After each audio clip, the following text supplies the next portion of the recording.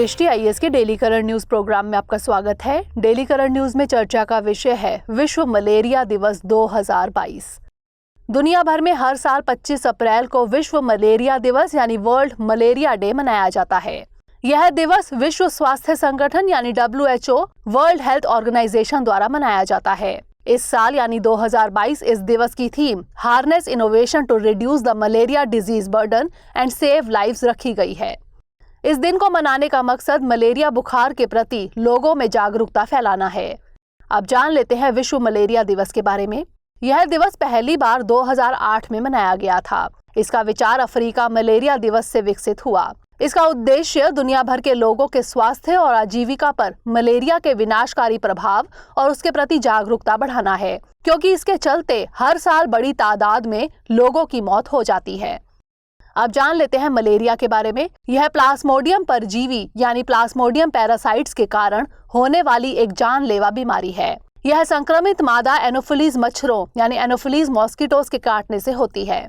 इसके लक्षणों में बुखार और फ्लू जैसे लक्षण शामिल होते हैं, जैसे ठंड लगना, सिर दर्द, मांसपेशियों में दर्द, मतली, उल्टी, थकान, पेट में दर्द, तेजी से सांस लेना, खांसी आदि। इसके लक्षण आमतौर पर 10 से 15 दिनों में दिखने शुरू होते हैं। इस रोग की रोकथाम एवं इलाज दोनों ही संभव है, लेकिन समय पर इलाज ना किए जाने पर यह गंभीर और जानलेवा हो सकता है। RTS-AS01 मलेरिया का टीका है, जिसे मॉस्क्यूरिक्स के नाम से भी जाना जाता है। WHO के अनुसार 2020 में 85 देशों में मलेरिया के 241 मिलियन नए मामले और 6 लाख से ज्यादा मौतें हुई। जान लेते हैं भारत में मलेरिया की स्थिति के बारे में।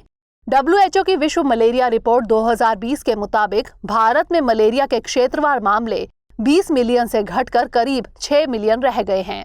इसके अलावा भारत इस बीमारी से प्रभावित वह अकेला देश है जहां 2018 के मुकाबले 2019 में इस बीमारी के मामलों में 17.6% की कमी दर्ज की गई है। गौरतलब है कि भारत ने वर्ष 2012 से एनुअल पैरासिटिक इंसिडेंस यानी API को 1 से भी कम पर बरकरार रखा है। बता दें कि देश में मलेरिया उन्मूलन प्रयास 2015 में शुरू हुए थे। इसके बाद 2016 में स्वास्थ्य एवं परिवार कल्याण मंत्रालय के national framework for malaria elimination यानी NFME की शुरुआत की गई। जान लेते हैं WHO द्वारा मलेरिया युक्त घोषित कुछ प्रमुख देशों के बारे में। जो देश कम से कम लगातार 3 वर्षों तक शून्य स्थानिक मामलों की स्थिति हासिल कर लेते हैं, वे WHO मलेरिया मुक्त प्रमाणीकरण के आवेदन के पात्र होते हैं। चीन 2021, अल्जीरिया और अर्जेंटीना 2019, उज्बेकिस्तान और पराग्वे 2018, श्रीलंका और किर्गिस्तान 2016 और 2015 में मालदीव इत्यादि। गौरतलब है कि WHO का ग्लोबल मलेरिया प्रोग्राम यानी GMP मलेरिया को नियंत्रित व खत्म करने के संगठन के वैश्विक प्रयासों के समन्वय हेतु जिम्मेदार है। प्रिय व्यूअर्स, इसी टॉपिक को इंग्लिश में देखने के लिए देखिए दृष्टि आईएएस इंग्लिश यूट्यूब चैनल।